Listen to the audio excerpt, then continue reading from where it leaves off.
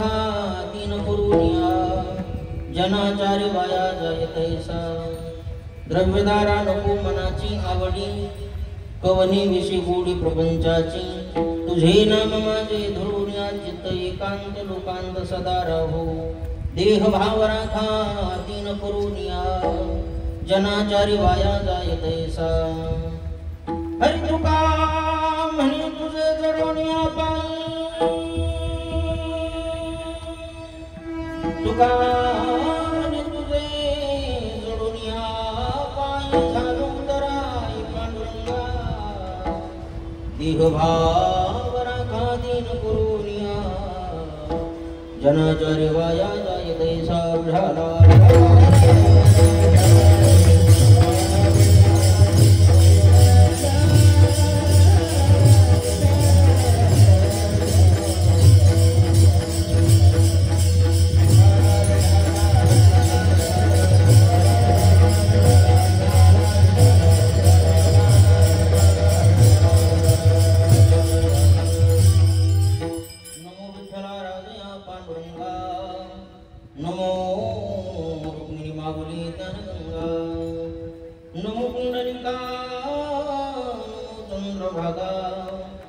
नमस्कार माझा रुक्मिणी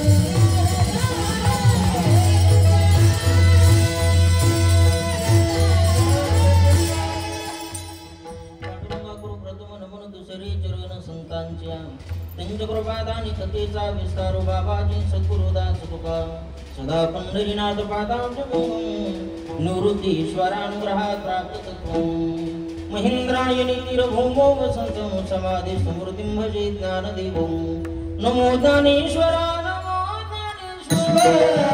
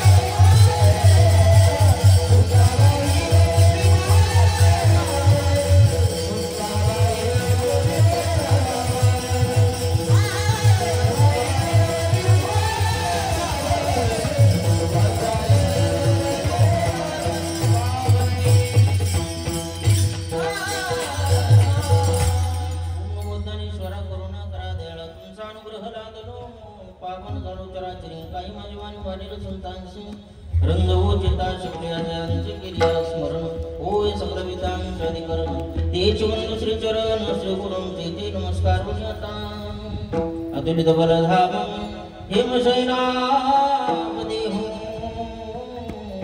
धनुजवन कृशान ज्ञानी नामाग्रगण्यो सकल गुण निधान वानरानामधीशं रघुपति प्रिय भक्त मातलातं नमामि नमो नमः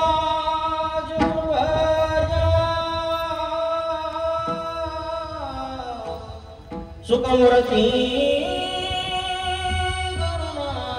करुणालय नमो संसस्याञ्चापया वेदवेदा गुरुनिया यं तम्रविषमवाचमिमां प्रसुता सञ्जीवयत्यखिलशब्दरस्वधाम्ना अन्नो सहस्रचरणश्रवणत्वगादिनी प्राणान् नमो भगवते पुरुषाय सेवलानि सेवकदा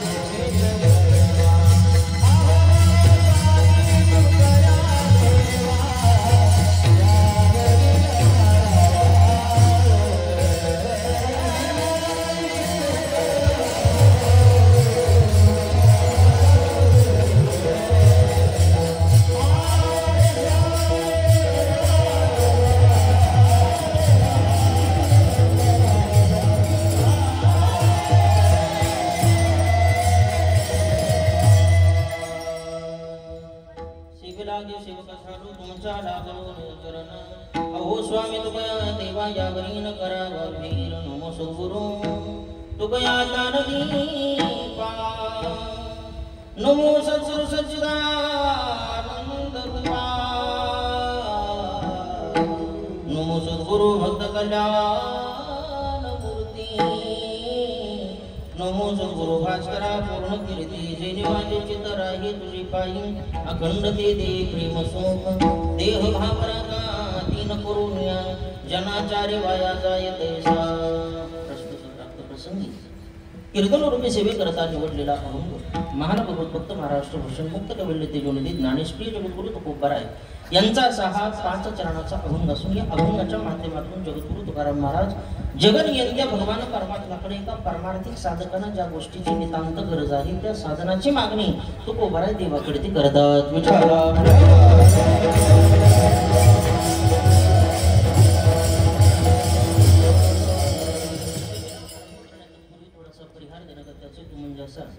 आपल्या मौजे श्री क्षेत्र भांडुपगाव वारकरी संप्रदाय मंडळाच्या संयुक्त विद्यमाने चालत असलेला हा कीर्तन महोत्सव सोहळा त्याचप्रमाणे ग्रंथराज ज्ञानेश्वरी पारायण सोहळा संत चरित्र कथा रसाळ यांच्या वाणीतून आपण श्रवण केलेले आहे. अशी संत चरित्र कथेचे प्रवक्ते, परमस्नेही, परमादरणीय, परमार्थप्रेमी, सर्वांचे श्रद्धास्थान आदरणीय गुरुवर्य संतोषजी महाराज सावरटकर बाबा यांच्या गोड अशा वाणीद्वारे आपण गेली 5 दिवसापासून 6 दिवसापासून ही कथा श्रवण करत आहात.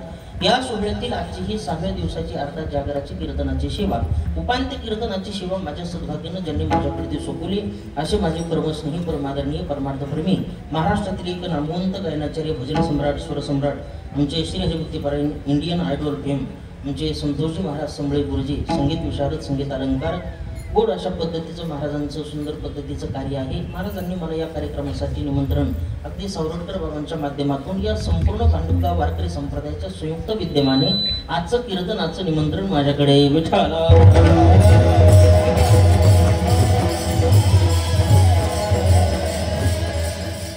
या सप्ताहाला जगन्यंत भगवान परमात्म्याची कृपा, अनेक संत महात्म्यांचे आशीर्वाद, वैकुंठ सद्गुरू हरिभाऊजी महाराज बोराटे, त्याचप्रमाणे आजरीकर फडाचे प्रमुख या ठिकाणी पंढरपूरचे आहेत.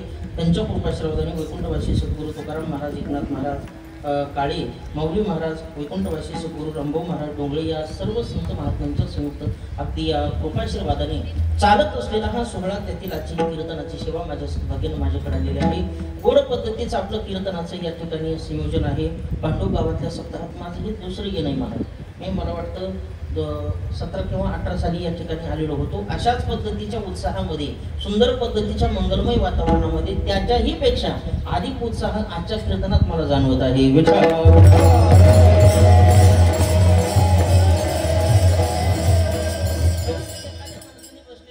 महाराज इंद्रसभा कशी असेल, तर मला बाकीचं काही सांगता येणार नाही. इंद्रसभेचं जर वर्णन केलं तर अशा पद्धतीचे असेल एवढंच म्हणावं लागेल.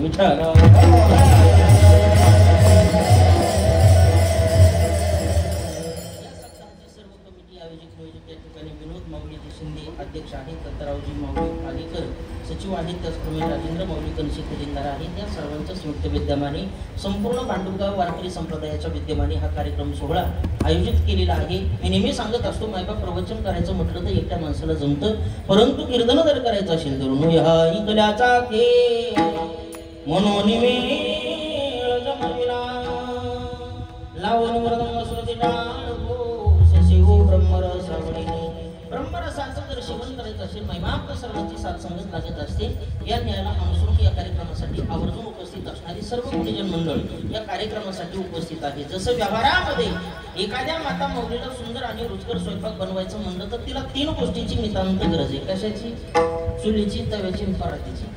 नाही महाराज, उदक आग्ने धान्य झाल्या घरी पाक, एका विण एक कामा नाही. आग्ने लागतं, धान्य लागतं, पाणी लागतं. जसं या 3 गोष्टी एकत्रित आल्या तर ती माता माऊली सुंदर रुचकर स्वयंपाक बनवू शकते. तद्वत त्या न्यायाप्रमाणे प्रवचन करायचं म्हटलं तर एकट्या प्रवचन करायला जमतं, पण कीर्तना करता हा एकल्याचा खेळ.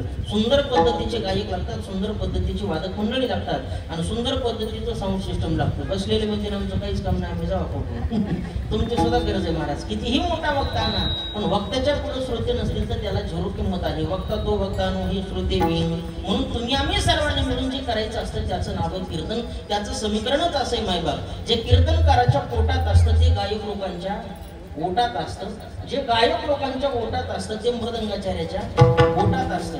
आणि ह्या तिन्हीला एकत्रित आणण्याचं सामर्थ्य सध्याच्या काळात फक्त नोटात असतं.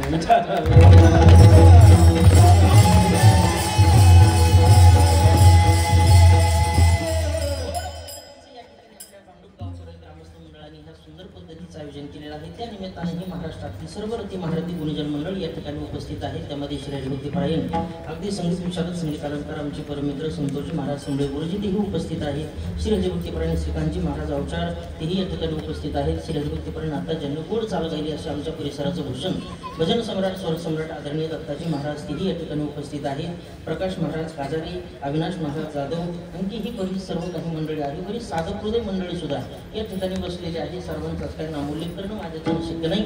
मृदंग वाजवण्याकरता महाराष्ट्रातील नामवंत मृदंगाचार्य आपल्या परिसराचं भूषण आदरणीय सर्वांचे श्रद्धास्थान माझे परमस्नेही परमजीवलग मित्र अगदी या ठिकाणी मृदंग विशारद ऋषिकेश दादा शिंदे तेही या ठिकाणी उपस्थित आहे. तिकडे श्री हरिभक्तीपरायण गोपाळजी महाराज नरकी माझ्यासोबत आलेले तेही उपस्थित आहे. तिकडे सोमनाथ महाराज शेलार तेही उपस्थित आहे. तिथं 22 या ठिकाणी मृदंगाचार्य, कमी झाले का? बरोबर आहे, 24 या ठिकाणी सर्वच मंडळी या ठिकाणी उपस्थित आहे. पेटी वादक महाराज आहेत. इकडं केशव महाराज त्यांची सुद्धा या ठिकाणी उपस्थिती आहे. सुंदर पद्धतीची गायक वादक मंडळ. मी नेहमी सांगत असतो, माणसाने माणसाची केलेली माती माणसाला तिसऱ्या दिवशी सावडायला येते, पण सिस्टमवाल्यानं कीर्तनकाराची केलेली माती कोणाला सावडायला येत नाही. म्हणून माती होणं यासाठी चांगले नाते जोपासणारे गोड साऊंड सोल्युशनवाले आहे. तुम्हाला सुद्धा कुठे कुठे धन्यवाद. भगवान तुमचं बरं करू. विठाला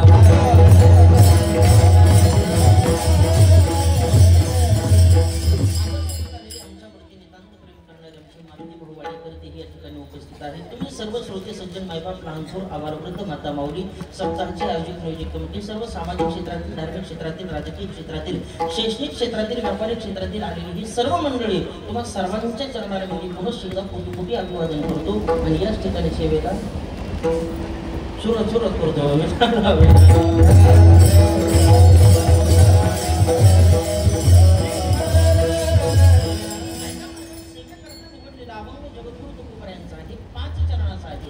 अभंगाच्या माध्यमातून जगद्गुरु तुकाराम महाराज जगनियंत भगवान परमात्म्याकडे गोड अशा पद्धतीचं मागणं मागतात. लक्षपूर्वक ऐका.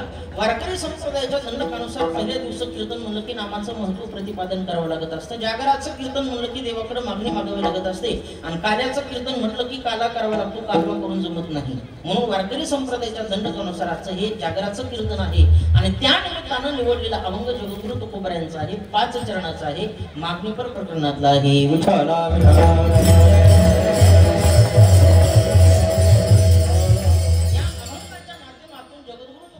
जगनियंत्या भगवान परमात्म्याकडे प्रार्थना करतात. मायबाप प्रार्थना कोण करतो, कोणाला करतो आणि का करतो? लक्षपूर्वक ऐका. ज्या जीवनामध्ये या ठिकाणी आपल्याला प्रार्थना करण्याची वेळ येते, जिथं माणसाच्या जीवनातला पुरुषार्थ थंड पडतो, जिथं जीवनातलं शौर्य संपतं, तिथून सुरुवात प्रार्थनेला होत असते. लक्षपूर्वक ऐका.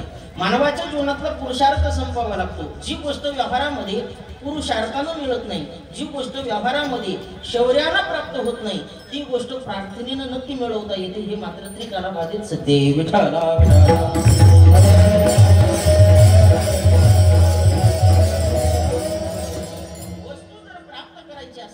आपल्या प्राप्ती करता वस्तू प्राप्त करण्याकरता 2 गोष्टी आवश्यक आहेत महाराज. कधी कधी प्रार्थनेनं मिळत असते आणि कधी कधी पुरुषार्थानं मिळत असते. कल्पना करा, दीपावळीचा सण आहे. दीपावळीच्या सणाला आपण आपल्याकडे फराळाचे पदार्थ बनवतो. सुंदर पद्धतीचे. आता काय काय बनवतात माता माऊलींना सांगायची गरज नाही, सर्वांना ज्ञात आहे. त्या करणाऱ्यात आपण खाणाऱ्यात, त्याच्यामुळे दोघांना सगळा मेळ आहे, ताळमेळ. बरोबर आहे का नाही? फराळाचे पदार्थ एका माता माऊलीनं सुंदर पद्धतीचे डाळीचे लाडू बनवले, एका डब्यामध्ये भरले आणि डब्बा उंच फाळीवरती ठेवून दिला. लाडू भरलेला डब्बा उंच फाळीवरती ठेवून दिला आणि त्या घरामध्ये 2 मुलं होते मायबाप. एक होतं मोठं पोरगं, दुसरं होतं छोटं पोरगं. आता मोठ्या पोराला लाडू खायची इच्छा झाली. मोठं पोरगं घरामध्ये गेलं, फाळीवरचा डब्बा अलगद काढला, त्याचं झाकण उघडलं, त्याच्यातले 2 लाडू घेतले, झाकण लावून जशास तसं ठेवलं, फाळीवरती डब्बा ठेवून दिला आणि ते लाडू खात दारामध्ये आलं. आता लहानपणी अशी सवय असते मायबाप, कामून नाही मला काही माहिती नाही, पण कुठलीही वस्तू खाण्याचा पदार्थ लहान मुलांनी घेतल्याच्या नंतर त्याला दुसऱ्याला दाखवल्याशिवाय गिळतच नाही बघतो. ही बालपणापासूनची सवय लोकांची असते आणि ते बी गपचिप खात नाही, दुसऱ्याकडे दाखवतो त्याला म्हणतं टुकटुक माकड. तुमच्याकडे काय पद्धत मला माहिती नाही. त्यानं लहान भावाला तो लाडू दाखवला आणि टुकटुक माकड केलं. लहान भावाच्या तोंडाला पाणी सुटलं आणि लहान भाऊ सुद्धा रडायला लागला, दादा काही कर, मला सुद्धा लाडू खायचे. दादा म्हणला मी माझा घेतला, तुझा तू घे. मग हे छोटं पोरगं जे होतं ना, ते घरामध्ये गेलं महाराज. त्यानं काय केलं, एक तक्क्या घेतला, त्या तक्क्या खाली टाकला, त्याच्यावर दुसरा तक्क्या टाकला, त्याच्यावर उभं राहिलं, पण समतोल बिघडला महाराज. कारण त्याची उंची थोडी माझ्या मापाची होती. माळ्यावर हातच पुरणानं काय करावं. मग आता आपल्याकडे अशी पद्धत आहे महाराज, कुठली उंचीची वस्तू घ्यायची म्हणलं तर अगोदर स्टूल खाली ठेवतो आणि नंतर त्याच्यावर तके ठेवतो. बरोबर आहे का नाही? या वाघानं असं केलं, अगोदर खाली तके ठेवले, त्याच्यावर स्टूल ठेवला आणि पुन्हा उभं राहिलं. बॅलन्स बिघडलं मायबाप आणि धाड विषयी जमिनीवरती खाली पडलं. जसं पडलं तसं रडायला लागलं. आईकडे ते गेलं, आईनं अंधारलं, गोंधारलं, डोक्यावरून हात फिरवला, जवळ त्या लेकरेला घेतलं आणि डोक्यावरून हात फिरून पदरानं तोंड बसून आई म्हणते, बाळा कशामुळे तू रडायला लागलास? त्यानं सांगितलं, आई मला लाडू खायची इच्छा झाली, मोठ्या दादानं लाडू घेतला, मला मिळाला नाही आणि टुकटुक माकड करून निघून गेला. आईनं विचार केला, बाळा चल माझ्यासोबत, मी तुला लाडू देते. आईनं उचललं त्या लेकराला, कडेवरती घेतलं आणि घरामध्ये गेली, थाळीवरचा डब्बा काढला, झाकण उघडलं, याच्या हातात 2 लाडू टेकले, डब्बा जशाला तसा ठेवून दिला. मला सांगायचं तात्पर्य फक्त एवढंच आहे मायबाप, छोट्या मुलाला लाडू खायची इच्छा झाली, त्याला सुद्धा तो मिळाला आणि मोठ्या लेकराला लाडू खायची इच्छा झाली, त्याला सुद्धा तो मिळाला. पण मोठ्याचा जो लाडू होता तो त्याला त्याच्या पुरुषार्थानं त्याच्या शौर्यानं प्राप्त झालेला होता आणि छोट्याचा जो लाडू होता तो त्याला त्याच्या प्रार्थनेने मिळाला होता.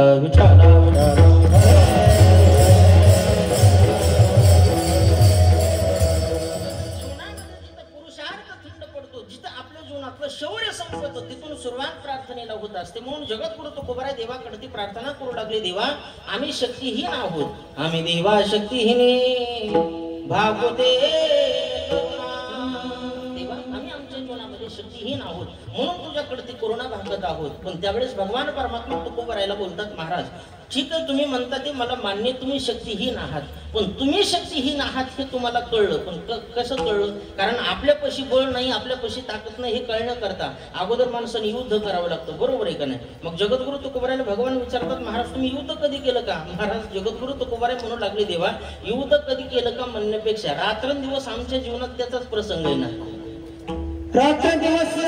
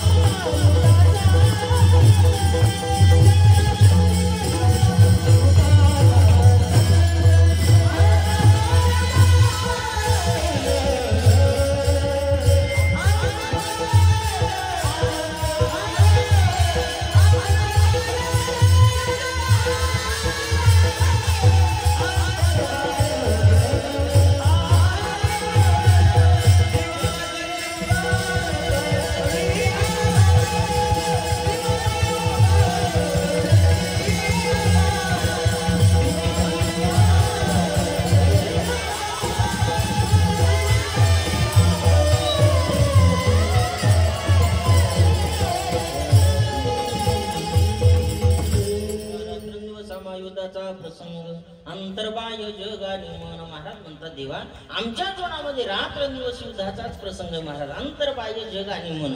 जर या जगामध्ये राहिलो तर जग त्रास दिल्याशिवाय राहत नाही, आणि एकांतामध्ये राहिलो तो अंतःकरणातले शत्रू त्रास दिल्याशिवाय राहत नाही. काम, क्रोध, लोभ, मद, मत्सर आणि अहंकार हे षडविकार आम्हाला एकांतामध्ये त्रास देतात, आणि लोकांतात राहिलं की लोक त्रास देतात. तुम्हाला वाटतं होय महाराज परमार्थ करणाऱ्या माणसाला बरेच लोक चांगले म्हणतात? मग हा इतकी अवघड परिस्थिती महाराज सध्याच्या काळामध्ये. काही लोक परमार्थिक लोकांना नावं ठेवतात. बघा ना, एखाद्या माणसाच्या गळ्यामध्ये माळ नसू द्या, सप्ताह चालू होऊ द्या भांडवचा, आणि 4थ्या-5व्या दिवशी लोकांना संत चरित्र कथा या ठिकाणी परमार्थाच्या कथा ऐकून बदल व्हावा, आणि बाबांच्या अगदी चरणविंदानं त्यांनी माळ घालावी. माळ घातलेला माणूस, मला तरी वाटत नाही महाराज की दुसऱ्या दिवशी लोक सहजासहजी राजीव खुशीनं त्याला मंदिरापर्यंत पोहोचू देत असतील. म्हणून माळ घालून मंदिराकडे दर्शनासाठी आलं की शेजारचे पाजारचे म्हणत असतील, वा करून करून भागला देवपूजेला लागला, ऐक नाही का?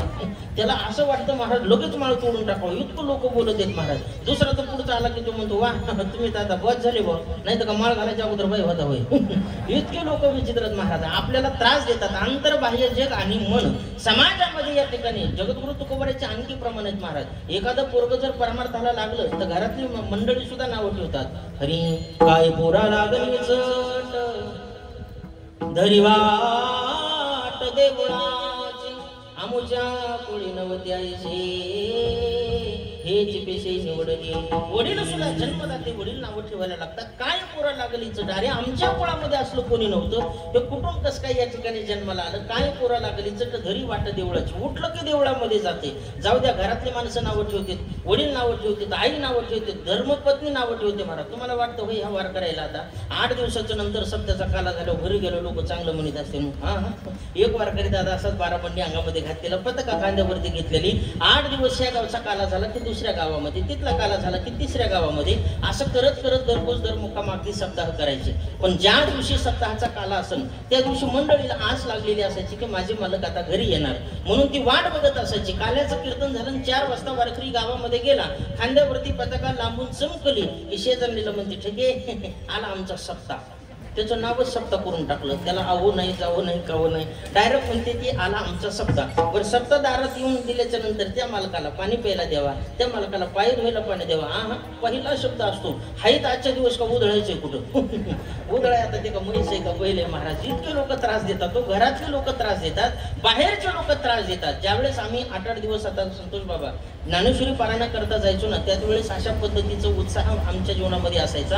8 दिवस ज्ञानेश्वरीचं पारायण असायचं. सुंदर पद्धतीचा हरिपाठ, जसा आता तुमचा रंगीत संगीत हरिपाठ झाला तसा नाचून हरिपाठ आम्ही करायचो. एका मावशीला आमचं नाचणं खूप आवडलं महाराज, आणि 5-6 दिवस झालं अगदी तिला अंतकरण द्रवलन. तिनं सांगितलं एक दिवशी महाराज उद्याच्याला काला आहे, आज शेवटचा हरिपाठ आहे, माझ्या काही गरीबीच्या घरी तुमचे पाय लागले नाही, तुम्ही बारकाली ही 4-5 महाराज लोक माझ्या घरी दूध घ्यायला चला. आता दूध म्हणलं की आम्हाला शुद्धच राहत नाही ना म्हणून तर असे झालो कारण विचार लोक दूध पाहिजे तिथून दक्षिणा देतात, हे भरत आणि हे भरत कशाला रिकामं सोडायचं.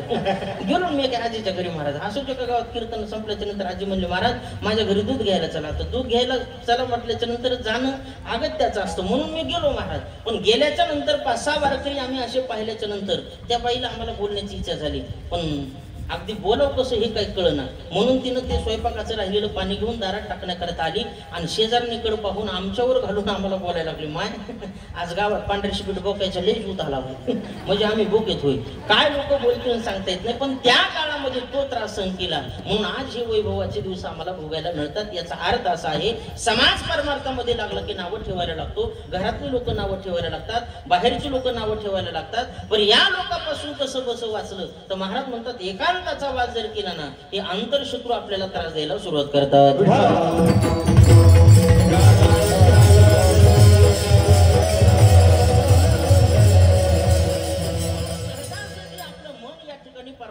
या ठिकाणी ओळख नाही मायबाप, म्हणून महाराज म्हणतात की हे मन शक्यतो परमार्थाकडे जाईल, याची शाश्वती देता येत नाही. म्हणून समाज हे नावं ठेवतो. जगद्गुरु तुकोबाराय सांगतात माझ्या जीवनामध्ये आलेला अनुभव मी तुम्हाला सांगत आहे. जन्मभर या ठिकाणी परमार्थ केला, पण परमार्थामध्ये आलेले अनुभवच संत महात्मे समाजापुढे सांगण्याचा प्रयत्न करतात.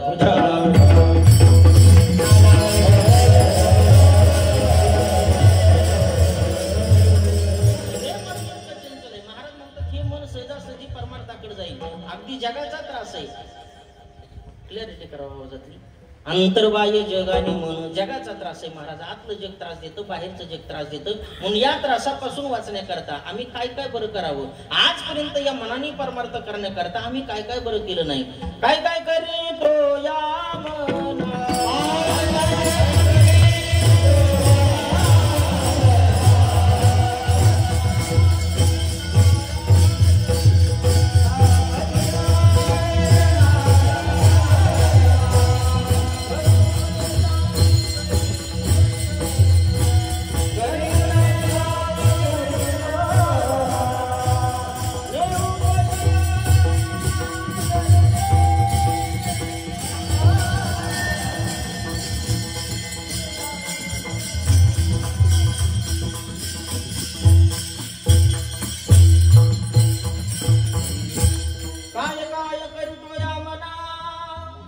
परिनायके नारायणा करुणेताची करवी वंचना निवपतना दरी देवा जातव कुंटला उपाव. महाराज म्हणतात देवा आता माझा उपाय कुंटलेला आहे, आता मी याच्या पलीकडे मनाला आवडण्याकरता काही करू शकत नाही, कारण या मनाने परमार्थ करावा याच्यासाठी मी आजपर्यंत मन इतकं चंचल सांगितलं महाराज शास्त्रामध्ये. न पुरती भ्रमनादा ही दिशा सप्तही पाताळ आकाशा घाली उडी दे कोणी बळेची भाषा किलो या दोषा पाहुणा. महाराज म्हणतात मन जर फिरायला लागलं त्याला सप्त पाताळ पुरत नाही, 10 दिशा पुरत नाहीत. जिकडं वाटेल तिकडं वाऱ्याच्या वेगाने हे मन सुटायला लागतं. भगवान श्रीकृष्ण परमात्मा सुद्धा अर्जुनाला बोलत असताना आणि अर्जुनही भगवंताला प्रतिप्रश्न करत असताना श्रीमद भगवद्गीतेमध्ये हे सांगतात देवा चंचलम हि मन कृष्ण प्रमाति बलवत्तरम तस्याहं ग्रहं वायुदेव सदुष्करम. हे भगवान माझं मन चंचल आहे, या चंचल मनाला स्थिर करण्याकरता काय करावं? त्यावेळेस भगवान परमात्मा उत्तर देतात, तू मन हे मीच करी माझे या भजनी प्रेम धरी सर्वत्र नमस्कार मज एकाचे किंबहुना फुलेवन करी माझे एकायतन माझे श्रवणे कान भरून घाली. तुझं जे काही मन आहे ते मला देऊन टाक. आणि श्रवण जीवनामध्ये जर केलं ना तरच मन स्थिर होईल. नाही तर मन स्थिर होण्यासाठी काय काय बरं माणसं करत नाहीत. मनाला उपमा देत असताना शास्त्रकारांनी माकडाची उपमा दिली महाराज. अगोदरच माकड आहे आणि पुन्हा त्या माकडानं दारू प्यावी, पुन्हा त्या माकडाला विंचू चावावा आणि पुन्हा त्या माकडाला भूताने झपाटावं. नक्की समाधी लागल माकडाला, आहे का नाही? महाराज म्हणतात त्या माकडाला जशी समाधी लागणं अशक्य आहे तसं मन एका ठिकाणी स्थिर राहणं हे अशक्य आहे. मर्कट रूपे चंचल मन त्याशी असत संग मदिरा पान काम वृच्छिक दंशिले जान मग वर्तन यद्वा तद्वा मर्कट शिशुरापानं तत्र वृच्छिक दंशनम तन मध्यभूत संचारो यद्वा तद्वा भविष्यती. महाराज म्हणतात इतकं मन चंचल आहे की या मनाला किती जरी आवरण्याचा प्रयत्न केला मन चंचल चपळ जाता येता न लगे वेळ विठाला.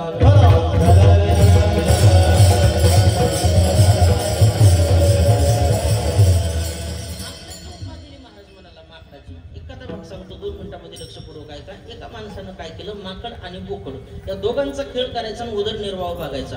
दोन गावं होती, त्या दोन गावाच्या मध्ये नदी होती. नदीच्या पलीकडच्या तीराला त्याला जायचं होतं आणि नदीच्या पलीकडच्या तीराला बाजार भरत होता. तिथं माकडाचा बोकडाचा खेळ करायचा. जो काही पैसा अडका मिळेल त्याच्यामधून आपला उदरनिर्वाह करायचा. त्यानं माकडे घेतलं, बोकडे घेतलं, नावेच्या काठेवरती आला, नदीच्या काठेवरती आणि नावाडी दादाला विनंती केली, दादा काही करा पण मला पलीकडच्या तीराला घेऊन जा. मला माझ्या माकडाचा बोकडाचा खेळ करायचा आणि उदरनिर्वाह भागायचा. त्यावेळेस तो नावाडी दादा सांगू लागला, दादा तुझं म्हणणं मला पडतंय पण माझ्या नावेमध्ये येण्याकरता एवढे माणसं घेता येणार नाहीत, एवढे शीट घेता येणार नाही. तुला एक काम करावं लागेल, एक तर माकड आणि तू, नाही तर बोकड आणि तू. माकड बोकड आणि तू हे तिन्ही शक्य होणार नाही. नाही नाही म्हणलं दादा, दोनच माणसं जर नेले, दोघच जर नेले तर माझा खेळ होणार नाही. काही करा, मला सर्वांना घेऊन जायचे. नावाडी दादाने त्याला आज्ञा केली. म्हणले ठीक आहे, तुझी जर इच्छा असेल तर तू एक काम कर, त्या माकडाचे हातपाय बांधून नावेमध्ये घे. त्यानं आज्ञा मान्य केली. खांद्यावरचं उपरणं काढलं, माकडाचे हात बांधले, पाय बांधले, नावेमध्ये टाकलं, बोकडही टाकलं, स्वतःही बसला आणि थंडगार वाऱ्याची झुळूक आली ना अर्ध्या नदीमध्ये नाव गेल्याबरोबर त्या थंडगार वाऱ्याच्या झुळकेनं बोकडाला झोप लागली. आता बोकडाला झोप लागलेलं दृश्य पाहिलं कुणी? माकडाने. आता माकडाने पुन्हा विचार केला, एवढं जर बोकड माझ्या डोळ्यात एकच झोपत असेल तर माझ्या माकडपणाचं काय इज्जत राहिली? ह्या बोकडाला झोपू देणार नाही, हे माझं चॅलेंज आहे. कारण स्वभाव चंचल आहे माकडाचा महाराज. अगदी काय करावं म्हणून त्यानं इकडे तिकडे पाहिलं, पण नावाडी दादानं बिड्या बघून डबड्याच्या काड्या खाली टाकलेल्या होत्या. त्यानं एक काडी दोन दातामध्ये उचलली आणि बोकडाच्या नाकात लावली. आता बोकडाच्या नाकात माकडानं काडी घातल्याबरोबर बोकडाला काय समाधी लागली असं नव्हे. जी बोकड वितरलं महाराज नावेच्या ह्या काठीला त्या काठीला, बघता बघता नावेचा समतोल बिघडला, सर्व नाव पाण्यामध्ये पडली. बोकडही मेलं, माकडही मेलं, नावडी दादा मेला आणि खेळ करणारा सुद्धा मेला. मला सांगायचा दृष्टांत फक्त एवढाच आहे मायबाप. तसं आपलं मन ह्या भवसागरामध्ये परमार्थाची दोर धरून शांत मनानं चालू लागलं की ह्या मनाला अगदी कामरूपी नावाची काडी मिळते आणि कुठंतरी हा नावेचा समतोल बिघडतो आणि सागरामध्ये आपले नाव पडते. म्हणून याच्यासाठी स्थिर असावं लागतं, त्याचं मन आहे. म्हणून महाराज म्हणतात हे मन स्थिर करण्यासाठी आजपर्यंत मी काय काय बरं केलं नाही, काय काय करीतो या मना माझा तव खुंटाला उपाव देवा. आता माझ्या जीवनातला पुरुषार्थ संपलेला आहे, माझं शौर्य संपलेलं आहे, म्हणून माझं आता काही करता येणार नाही. म्हणून जिथं जीवनातला पुरुषार्थ संपतो, जिथं शौर्य संपतं तिथं सुरुवात होत असते प्रार्थनेला. म्हणून जगद्गुरु तुकोबाराय देवाला प्रार्थना करतात ती अशी, जय देवा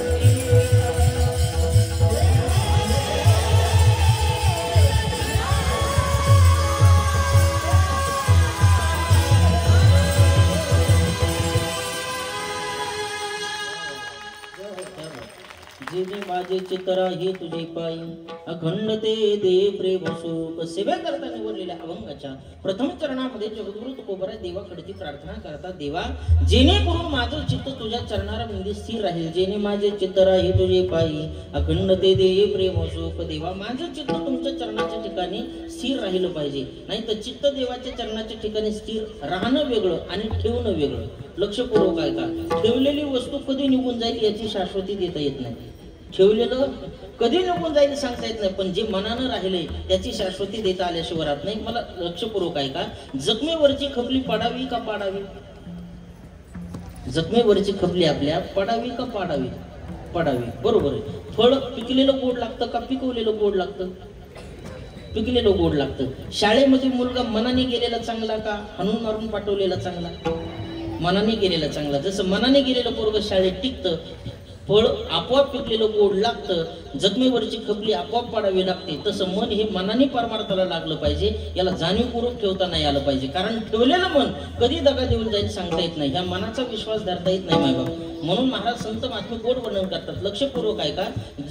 माशी असते बघा, माशी ही माशी विस्तवावर बसत नाही आणि जिलेबीवर बसल्याशिवाय राहत नाही. आपल्या अन्नावरती बसणारी माशी जिलेबीवर बसते. मग ज्या जिलेबीचा लाल कलर आहे त्याच विस्तवाचा कलर सुद्धा लाल आहे का नाही? मग ज्या लाल कलरच्या जिलेबीवर माशी बसते त्या माशीनं लाल कलरच्या विस्तवावर बसायला काही अडचण आहे का? तिला बाकीचं काय कळायला पाहिजे? फक्त कलर लाल एवढंच जाणायला पाहिजे ना. पण माशी जाणीवपूर्वक त्या विस्तवावर बसत नाही. का बसत नाही? त्या माशीला पक्क माहित आहे, मी ज्या दिवशी विस्तवावरती बसन दुसऱ्या दिवशी जिलेबी बसाय नसेल.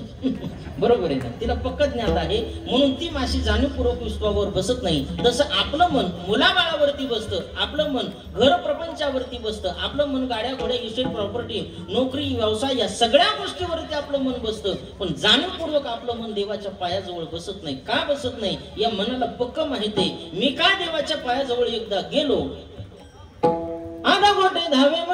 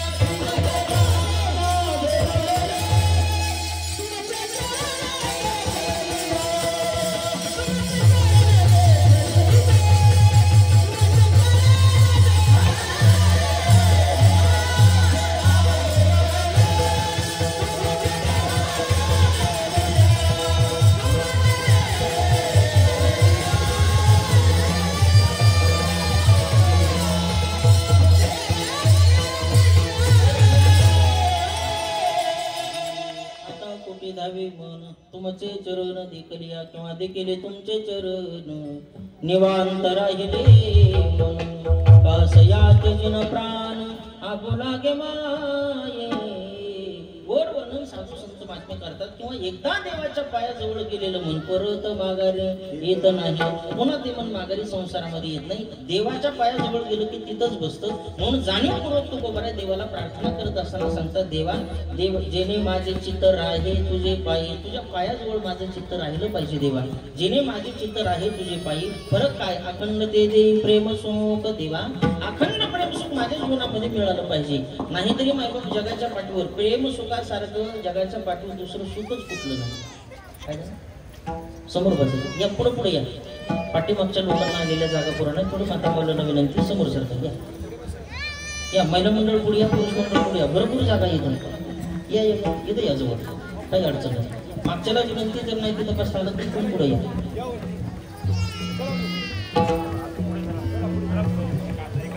या या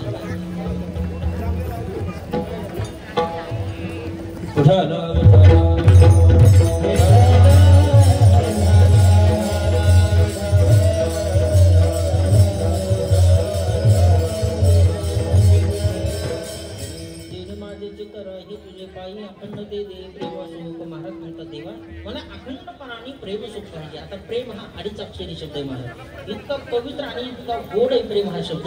पण सध्याच्या काळामध्ये माणसाने या प्रेम शब्दाचं एवढं विडंबन केलं महाराज की प्रेम शब्द ऐकलं की अंगावर काटा उभा राहिला. इतकी बिकट अवस्था झाली महाराज या प्रेमाची. नाही तर खरं प्रेमाचं स्वरूप जर विचार केला ना, प्रेम हा शब्द संप्रदायामध्ये इतका पवित्र आहे आणि इतका गोड आहे. जे भगवान श्रीकृष्ण परमात्म्याचं प्रेम आणि जे राधेचं प्रेम होतं याच्यासारखं प्रेम जगाच्या पाठीवर पुन्हा कुठंच या ठिकाणी जन्माला येणार नाही. आज त्याचं प्रेम म्हणजे बदकेत प्रेम आहे महाराज, रेखा वन वे ट्रॉफिक प्रेम. या प्रेम शब्दाची एवढी विडंबना केली महाराज. आमचे गुरुजी इंगळे दादा गोड दृष्टांत सांगायचे, एका मुलानं कमळाचं फुल घेतलं, मुलीच्या हातामध्ये दिलं. तिनं जसं फुल हातात घेतलं तसं भाई मागं चालली पण कानाखाली ठोका टाकला. तिनं विचार केला, दादा मी इतकं प्रेमाने तुम्हाला भाजपचं चिन्ह दिलं आणि तू माझ्या कानाखाली मारलं. ती म्हणजे हो ना दादा, तू मला प्रेमाने भाजपचं चिन्ह दिल्यामुळं मी सुद्धा तितक्याच प्रेमाने तुला काँग्रेसचं चिन्ह दिलं आणि ते सुद्धा घड्याळीचे विठाला.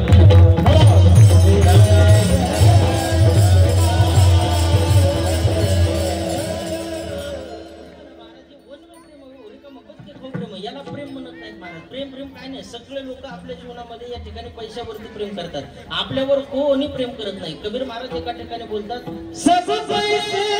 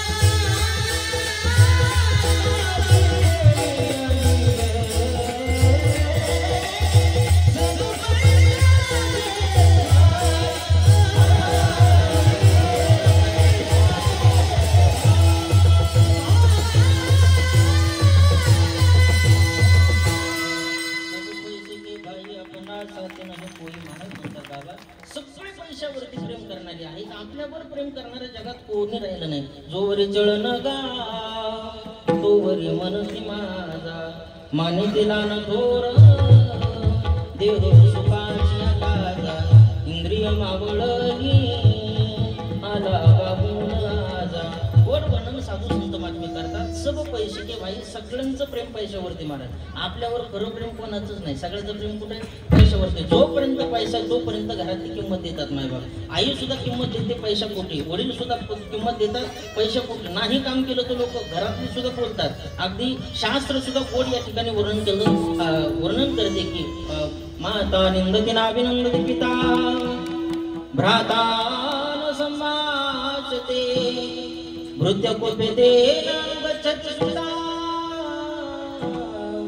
कांताच नालिंगते अर्थ प्रार्थना शंकयान कुरुते संभाषणे वयसु तस्मात् द्रव्यं पार्जये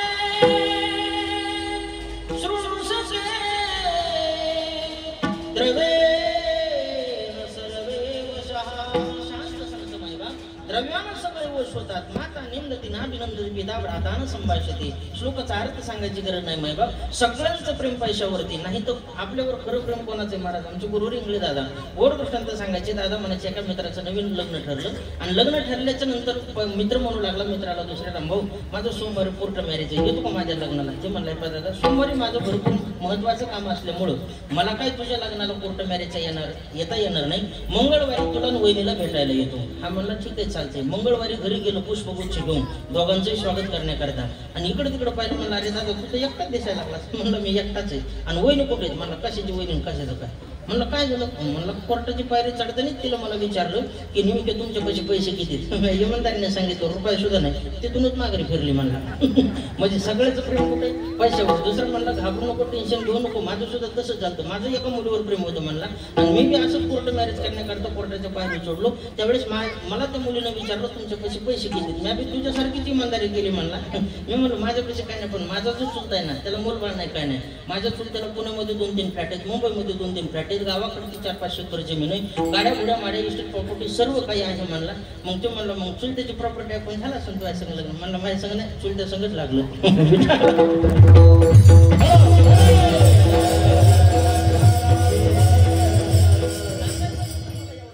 प्रेम कोणावर आहे? आपल्यावर कोणाचं प्रेम नाही, फक्त आपल्या पैशावर सगळ्याचं प्रेम आहे. म्हणून महाराज म्हणतात प्रेम प्रभू का रूप है, प्रेम प्रभू का द्वार है, प्रेम मी बढती करू प्रेम प्रभू. अगदी प्रेमामध्ये या ठिकाणी अंतर पडलं नाही माझे महाराज, पण या प्रेमाचं अंतर वेगळं आहे. आपलं प्रेम म्हणजे रिकामा प्रेम आहे, बदके खाऊ प्रेम, वन वे ट्रॉफिक प्रेम. तुझ्या दादा सांगायचे बघा आपल्या प्रेमाला काही अर्थ नाही महाराज, हे भिकाला लावणारं प्रेम आहे. आपण जे करतो ना हे भिकाला लावणारं प्रेम आहे. कसं भिकाला लावतो लक्षपूर्वक ऐका. एक माणूस मंदिराच्या शेजारी भिकारी फिरत होता आणि फिरत असताना त्यानं रस्त्यानं जो माणूस दिसेल त्याला म्हणायचा 10 रुपये द्या चहा प्यायचा, 10 रुपये द्या चहा प्यायचा. इतक्या स्वरात नव्हतं म्हणे, पण महाबिगाड वेळ लागत नाही म्हणून म्हणावं लागते. ते म्हणलं 10 रुपये द्या चहा प्यायचा. एक शहाणा माणूस जवळून चालला आणि ते म्हणला दादा चहाचा फक्त 5 रुपयाला आहे आणि 10 रुपये कसं काय मागत होतो? तो म्हणला त्याचं कारण आहे आत्ताच माझ्या गर्लफ्रेंडचा मिस कॉल आलता म्हणला. मी तिला रिटर्न कॉल केला. तिनं मला सांगितलं दादा कुठे तू? कुठे म्हणली? तिनं तिनं विचारलं कुठे तू? मी सांगितलं मंदिरापाशी. ती म्हणली 5 मिनिटात तुझ्याकडे आले. आता मी 5 मिनिटामध्ये तुमचे 5 रुपये घेऊन जर चहा प्यायला लागलो आणि तिनं जर 5 मिनिटात येऊन मला चहा प्यायलेलं पाहिलं तर मी तिला तसं ठेवून चहा पिणं योग्य दिसते का म्हणला? ही का आपली भारतीय संस्कृती काय? त्याला कोकटा उपयोग आहे का? मग तिला सुद्धा चहा पाजत लागेल का नाही? म्हणलं हो. मग तिच्या चहाचे 5 रुपये आणि माझ्या चहाचे 5 रुपये मिळून झाले 10 रुपये. म्हणून म्हणतो म्हणला 10 रुपये द्या चहा प्यायचा, 10 रुपये द्या चहा प्यायचा. शहाणा माणूस म्हणला वा भिकाऱ्यानं सुद्धा गर्लफ्रेंड करायला सुरू केलं का काय? म्हणलं नाही नाही, गर्लफ्रेंडनीच आपल्याला भिकारी केलं.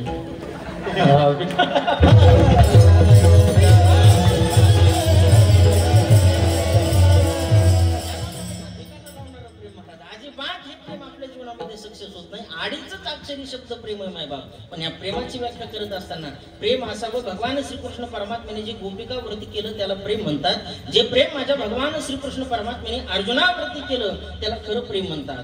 देकालवरतया प्रभूचे अद्भुत प्रेम भक्ताचे, जे सारथ पण पारताचे करतो असे या जगदीश्वराचे प्रेम एक दिसत असे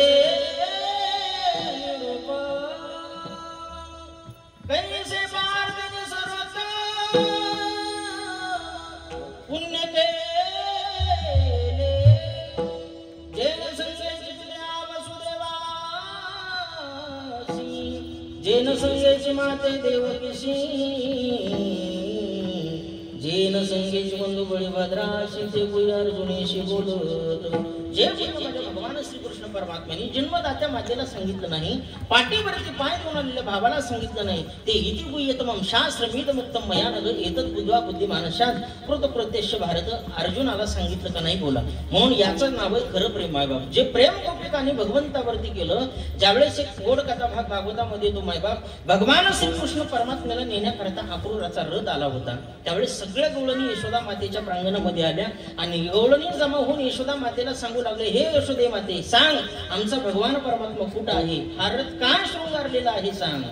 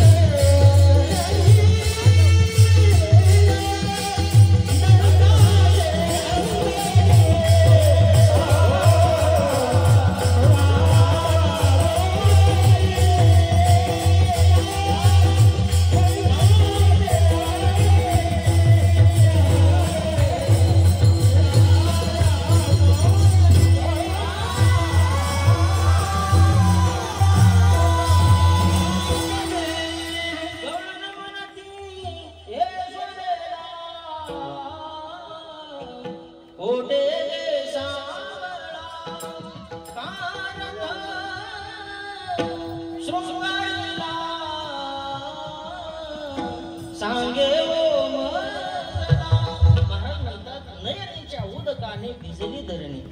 भगवंताला नेण्याकरता आलेला जो काही अक्रूराचा रथ होता मायबाप, तो रथ पाहिल्याच्या नंतर गवळणीचं एवढं प्रेम या ठिकाणी भगवंतावरती होतं. भगवंताच्या विरहापोटी व्याकुळ झालेल्या गवळणीच्या डोळ्यातून अगदी खळखळ खळखळ अश्रूची पाठ वाहू लागली आणि त्या अश्रुधारानं ती सर्व धरणी भिजून ओली झाली. याला म्हणतात खरं प्रेम. विठाला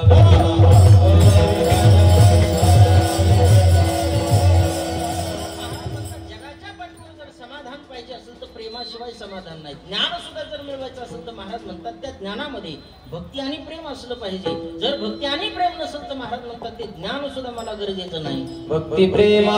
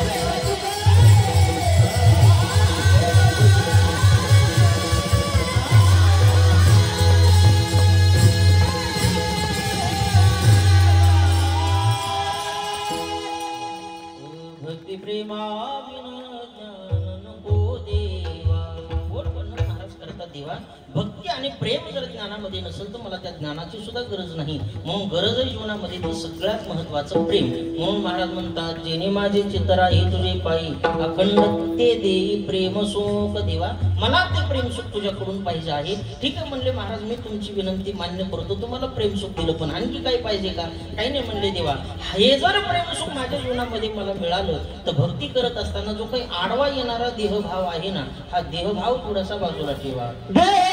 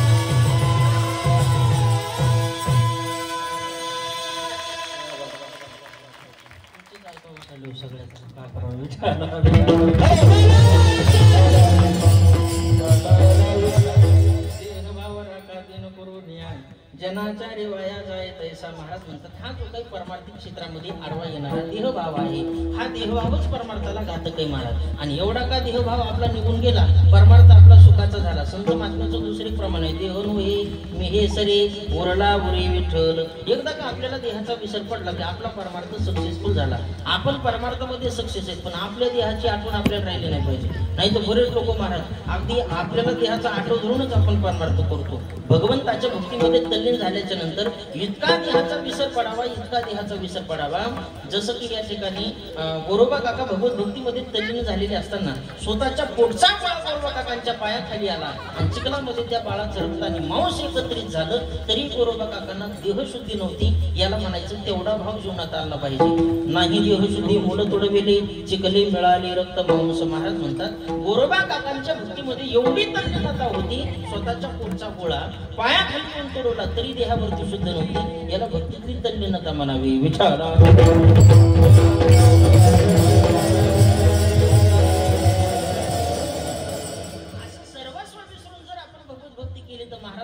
तीच भक्ती माणसाला तारण्याकरता कारण ठरते. म्हणून देहभाव राखा दीन करून जनाचार्य वाया जाय तैसा. महाराज म्हणजे आहो असं का मागता. भगवंताने तुकोबरायांना विचारलं महाराज असलं काही मागण्यापेक्षा मला धन मागा द्रव्य मागा पैसा मागा संपत्ती मागा किंवा तुमच्या मनाला जे आवडतं ते मला मागा मी तुम्हाला देण्याकरता तयार आहे. पण महाराज म्हणले देवा मला याच्यातलं काही नको.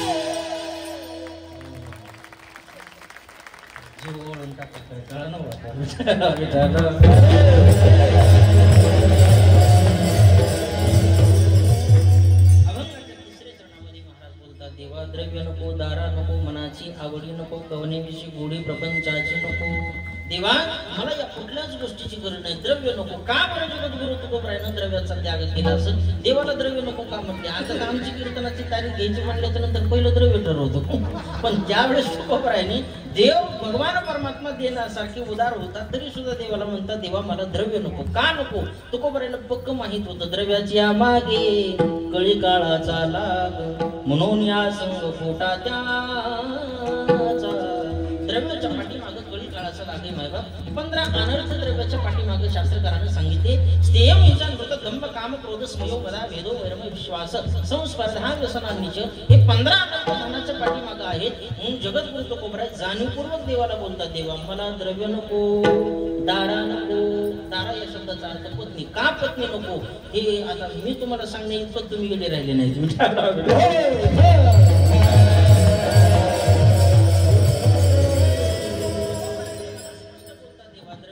दारा नको, मनाची आवड नको. काय देवा माझ्या मनाच्या आवडीचं नको? कारण मनाला माणसाच्या कधी काय आवडत याची शाश्वती देता येत नाही मायबाप. बरोबर आहे का नाही? एक वाक्य सांगतो लक्षपूर्वक आहे का? सगळं सगळ्याला आवडत नाही, सगळं सगळ्याला आवडत नाही, सगळं एकाला आवडत नाही आणि एक सगळ्याला आवडत नाही.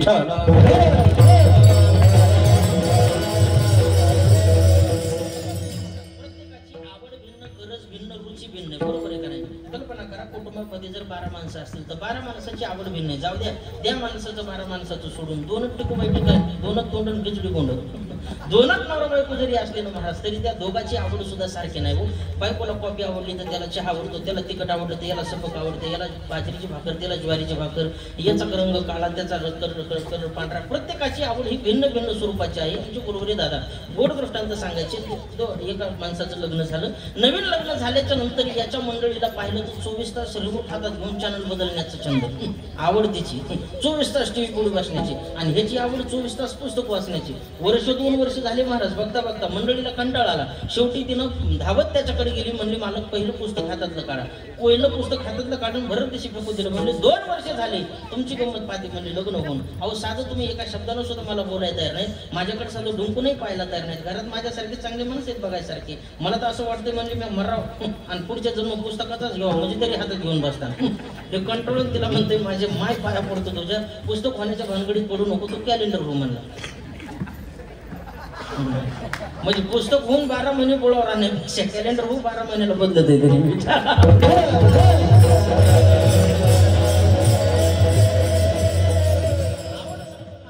प्रत्येकाची आवड ही भिन्न भिन्न स्वरूपाची. काय कोणाला आवडून सांगता येत नाही महाराज. दुसरं उदाहरण महाराज सांगायचे. एका माणसाचं नवीन लग्न झालं. ते बाटा कंपनीच्या बुटाच्या शोरूम मध्ये गेलो आणि 2500 कलरचा चॉकलेटी कलरचा बाटा बुट आणला महाराज. नंबर 1 क्वालिटीचा. पायात बुट घातला, दारात आलं, वजनात त्यानं बायकोला हाक दिली बाहेर. पत्नीनं पाहिलं त्याच्याकडे. म्हणली का हो? म्हणली काय नाही, पाय माझ्या पायाकडे. किती नंबर 1 क्वालिटीचा बुट आणलाय म्हणला. 2500 रुपये किंमत आहे बुटाची, चॉकलेटी कलर आहे आणि कंपनी बाटाची. म्हणली तिनं पायाकडे पाहिलं, बुटाकडे पाहिलं आणि याच्याकडे पाहिलं. म्हणजे काय शोभत आहे तुम्हाला? तुमचा कलर कसा, त्या बुटाचा कलर कसा? अहो तुळभर तरी मॅचिंग होती का? काय हे कळत नाही म्हणले तुम्हाला. पहिलं हे मला बूट आवडलं नाही, माघारी नेऊन द्या. तसंच रिकाम्या हातून माघारी गेलो महाराज. ते दुकानदाराला मला दुकानदार साहेब हा बूट काय आमच्या मंडळीला आवडला नाही, पैसे परत द्या, बूट घ्या. त्यानं बूट परत दिला, पैसे परत घेतले. 6 महिन्यांनी हे गिऱ्हाईक पुन्हा त्याच दुकानात गेलो महाराज.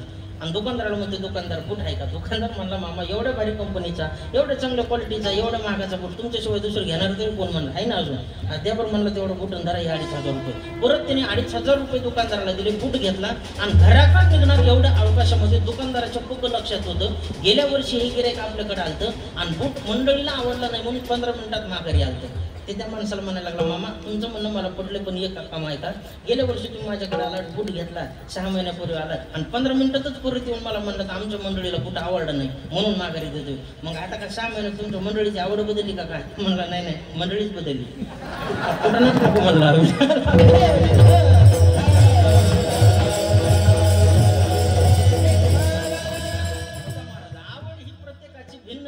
सगळं सगळ्याला आवडेल हे सांगता येत नाही, सगळं एकाला आवडेल सांगता येत नाही आणि एक सगळ्याला आवडेल हे सांगता येत नाही. म्हणून जीवाची आवड वेगळी, देवाची आवड वेगळी, संतांची आवड वेगळी. म्हणून जगद्गुरु तुकोबराय बोलतात देवा माझ्या मनाला जे आवडतं त्याचा विचार करू नका. आमच्या मनाला काय आवडेल कधी सांगता येत नाही, पण जरी विचारलंच आम्हाला काय आवडतं तर संत महात्मे सांगतात आमची आवडची तुझे.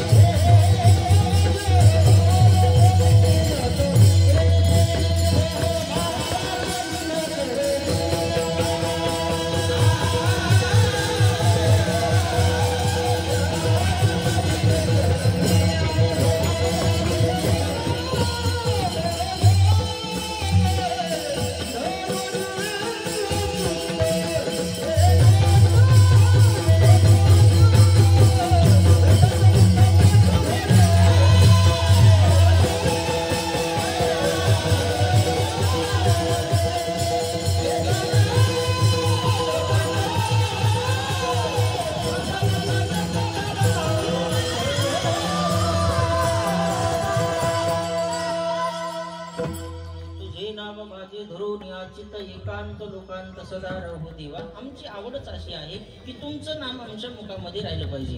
माझी जीवेची आवडी आवडी माझी जीवेची आवडी पंढरपुराने नगुडी पंढरपुराने नगुडी पंढरपुराने नगुडी पांडुरंगी मनोरंगले पांडुरंगी मनोरंगले. आमचं मन या ठिकाणी तुझ्यामध्ये रंगले असल्यामुळं आम्हाला दुसरी आवडत जीवनामध्ये कुठली नाही. माझी जीवेची आवडी पंढरपुराने नगुडी. मग आमची आवड ती असल्यामुळे उलट आम्हाला प्रपंचाची आसक्ती दाखवू नको, प्रपंचाची गोडी लावू नको. उलट प्रपंच ओसरू चित्त तुझे पायी मुरू ऐसे करी का पांडुरंगा शुद्ध रंगवावी रंगा विठाला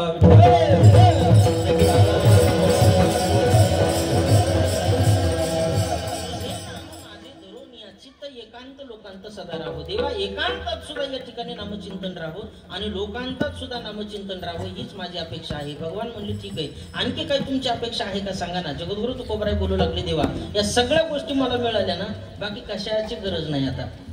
तुका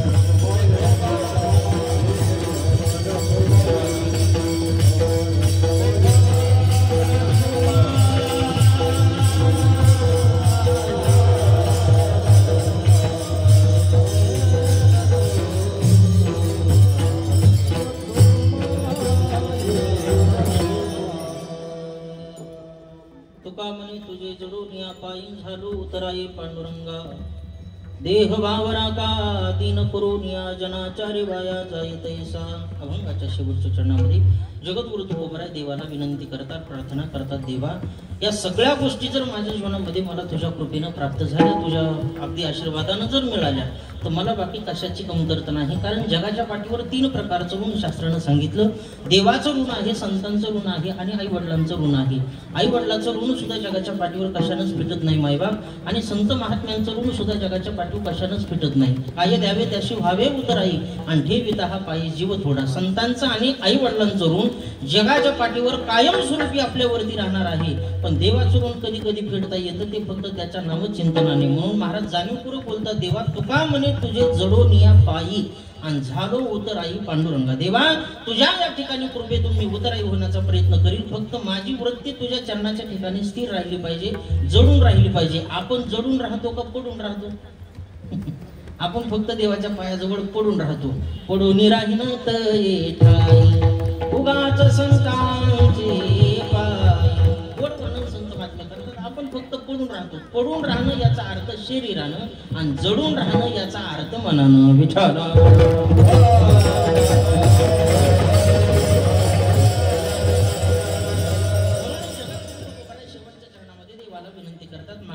देवा तुका म्हणे तुझे जडून या पायी झालो उतराई पांडुरंगा. देवा एवढं जर माझ्या जीवनामध्ये मिळालं ना तर तुझ्या सेवेच्या ऋणातून, तुझ्या कृपेच्या ऋणातून मी उतराई होण्याचा प्रयत्न करीन. म्हणून असंच उतराई जर आपल्याला सुद्धा देवाच्या सेवेतून हवं असं वाटत असेल तर आपलं मन हे देवाच्या चरणाच्या ठिकाणी लागलं पाहिजे. म्हणून तो तुकोबराय प्रार्थना करतात, जेणे माझे चित्तरा हे तुझे पायी अखंड ते दे प्रेम सुख. आणि ते प्रेम सुख प्राप्त करता येते फक्त याच जन्मामध्ये. याच देगडे देवाचे भजन आणि हे ज्ञान नाही कुठे. पशुकाय पाप पुण्य जाणते उत्तम मध्यम भोग भोगेते. काही कुंभजता मर्ती वैर्यांत होती पांगुळमुखी. महाराज म्हणतात, केले होय याची जन्मी अवघे विठोबाच्या नामे. याच देही गडे देवाचे भजन आणि अनेक हे ज्ञान नाही कुठे. मनुष्य देहाचे हे ज्ञाने सच्चिदानंद पदवी घेणे एवढा अधिकार नारायणी कृपा अवलोकनी दिला. महाराज म्हणतात याच जन्मामध्ये आपल्याला प्राप्ती करून घेता येते. आणि आज जर हे कळलं नाही आपल्याला तर त्याचा काही उपयोग होत नाही. महाराज माणसाला सगळं कळतं पण कधी वेळ निघून गेल्याच्या नंतर पुन्हा त्याचा फायदा होत नाही. आमचे गुरुरे दादा गोड प्रमाण म्हणायचे, हरी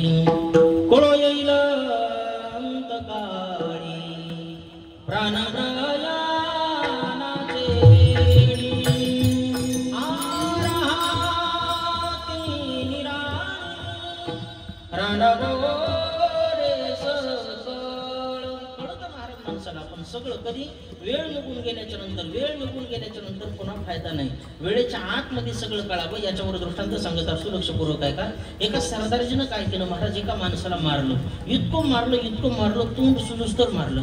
ज्याचं तोंड सुडलं ते पोलीस स्टेशनला गेलं, सरदारजीच्या विरोधात तक्रार दिली. मला साहेब या सरदारजीनं मला खूप मारलं तोंड सुजूस्तर. साहेब म्हणले त्याला बोलून घेतो.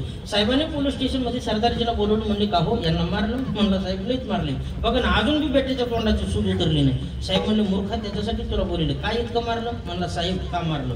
मला डुक्कर म्हणलं होता म्हणून मारलं. साहेब म्हणले मूर्खच का काय? डुक्कर म्हणलं कुठं इतकं मारित असते का काय? बरं म्हणले जाऊ दे, तुला डुक्कर म्हणलं म्हणून मारलं, पण कधी म्हणला होता? म्हणला साहेब 3 वर्षापूर्वी म्हणला होता. साहेब म्हणले कमालच तुझी, अरे 3 वर्षापूर्वी तुला तो डुक्कर म्हणला आणि तू आज आणलास, काय कारण आहे त्याचा? म्हणला साहेब 3 वर्ष झालं मी डुक्करच बघितलं नव्हतं कसलं असते ती, काल बघितलं ना आज आणला आहे का नाही. तापार गेले वेळ नको ते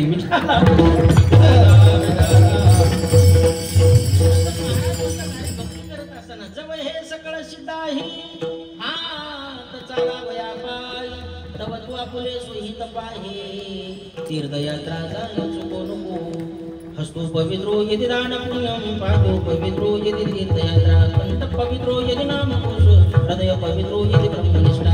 जवळ हे सगळं सिद्ध आहे. इंद्रिय जोपर्यंत आपले चालतात ना तोपर्यंत परमार्थ केला पाहिजे.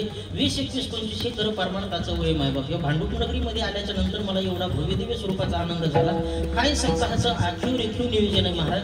एक मृदंगाचार्य खरं तर कीर्तनाला कधी कधी मिळत नाही. एवढी तुटवड्याची अवस्था काय काय भागामध्ये. एक गायनाचार्य चांगलं, एक चालणीत नाही म्हणणारा सापडत नाही. पण रती महारथी गुणजन मंडळ महाराष्ट्रातली एका होणं बळीरे अशी सुंदर पद्धतीची गायक मंडळी, एवढी मोठी 24 मृदंगाचार्य नामांकित महाराष्ट्रातली. एवढं काय एवढं वैभव आहे महाराज. हे वैभव जगाच्या पाठीवर कुठे पाहायला मिळणार नाही. अगदी आनंदीत अशा पद्धतीचा आपला सोहळा आहे. हा सोहळा करण्यासाठी याच जन्मामध्ये आपल्याला भोगायला मिळतो महाराज. याच देही याची डोळा आणि भोगमुक्तीचा सोहळा याच्यासारखा आनंद नाही. या आनंदाची जोडा हा आनंद जगाच्या पाठीवर दुसरीकडे कुठं पाहायला मिळत नाही. म्हणून परमार्थ करत असताना तरुणपणामध्ये केला पाहिजे. किती गोड तरुण मंडळी या कीर्तनाकरता उपस्थित आहे. नाही तर आमच्या कीर्तनाला एवढं तरुण मित्रमंडळ नसतोच महाराज. आमचं ठरलेलं पेटंट वर्ग 80 वर्षाचा पिंट आणि 85 वर्षाची पिंटी ह्याच्या कोणी कोणी लोकच नसते. एवढा मोठा तरुण जनसमुदाय इथे उपलब्ध आहे. सगळ्या तरुणाला कळकळीची एकच विनंती, मायबाप व्यसन कोणी करू नका, मद्यपान करू नका, मांसाहार करू नका, भावी पिढी बिघडून आपलं जीवन उद्ध्वस्त करून घेऊ नका. आई वडिलांची सेवा करा, धर्मग्रंथाचं वाचन करा. चालत असलेलं पवित्र परमार्थिक धार्मिक कार्य असंच वर्षानुवर्ष आपल्या हातून वृद्धिंगत व्हावं ही भगवंताच्या चरणारविंदी प्रार्थना करतो. आणि गोड नरदेव तुम्हा मला मिळाला महाराज. हेच वय परमार्थाचं. 20, 21, 25 हे खरं परमार्थाचं वय. 85, 87, 98 हे कुठं परमार्थाचं वय का? बरेच लोक आम्हाला भेटत आहेत महाराज, ऋषी महाराज. मी एका गावात कीर्तनाला गेलो, एक 2 म्हातारी माझ्याकडे पळतच आली. एक 80 वर्षाचं आणि 85 वर्षाचं. तांबडा पटका पिवळा पटका इथले म्हातारी सोडून मी दुधाच्या गावात गेलो, इथलेच म्हातारी नेतो. आता रोज रोज तर कुठून गोळा करी जावा. ते 2 म्हातारे माझ्याकडे आले, म्हणले महाराज काही करा पण आम्हाला माळ घालायची. म्हणलं बाबा 2 वर्षात तुमच्या दारात काल मोहीन चांगली होती का म्हणून गेली, कशाला थोड्यासाठी पाठवतात, नका माळी घालू. म्हातारे म्हणले नाही नाही काही करा, माळ घालायची म्हणजे घालायची. म्हातारे म्हणलं बाबा का घालायची? म्हातारा म्हणतो खरं सांगू का? मी म्हणलं अजून खोटच का?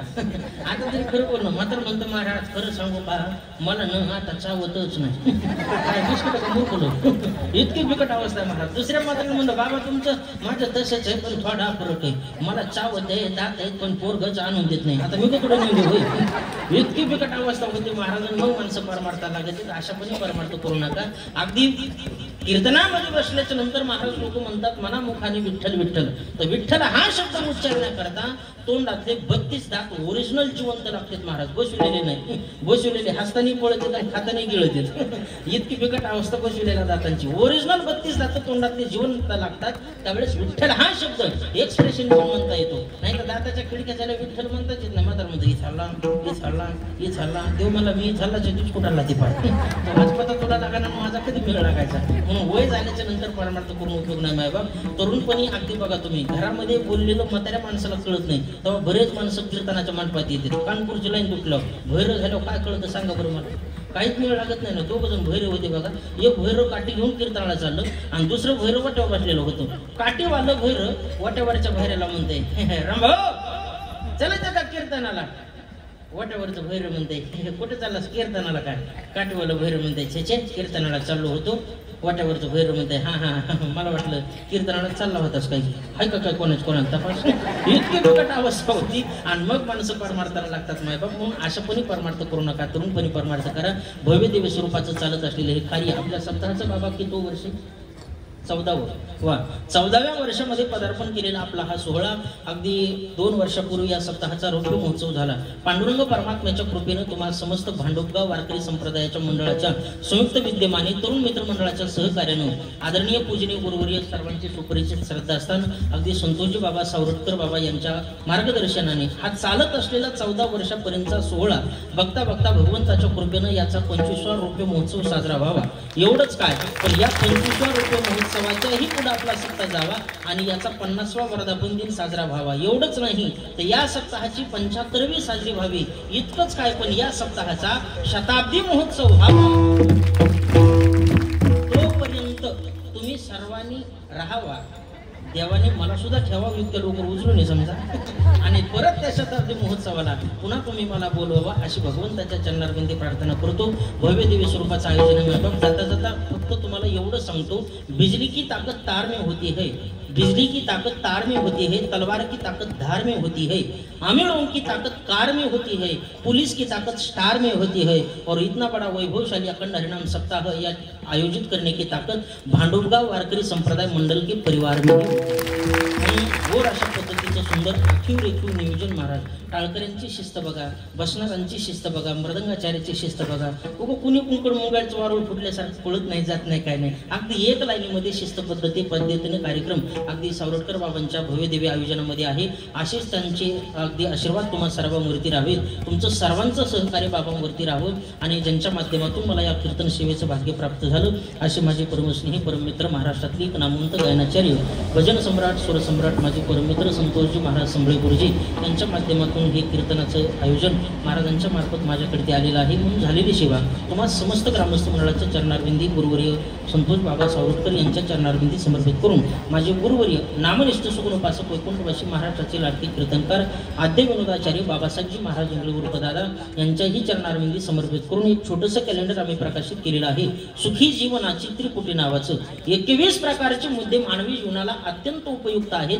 20 रुपये कॅलेंडरची किंमत आहे. ज्या भाविकाला लागेल इथं कॅलेंडर संग्रहित आहे. प्रत्येकाने संग्रहित ठेवा. म्हणून झालेली सेवा पुनः एकदा तुम्हा सर्व श्रोते सज्जन मायबापांच्या टाळकरी मंडळीच्या गुरुजनांच्या चरणारविंदी समर्पित करून याच ठिकाणी सेवेला पूर्णविराम. ना तरी बाला गोगडा बोली का वाकडा विचुका पाऊली ते चोज करो नि माऊली रे जे जीवी किंबहुना तुमचे केले धर्म कीर्तन सिंधिले येत माझे जुरले पायाच्या प्रसादी काही मद क्षमा करणे संती नव्हे अंगभूती नोय हा उपदेश तुमचे बडबडिलो शेष तुमच्या कृपेचे पोषणे जन्मोजन्मी तुका म्हणे ज्ञानेश्वर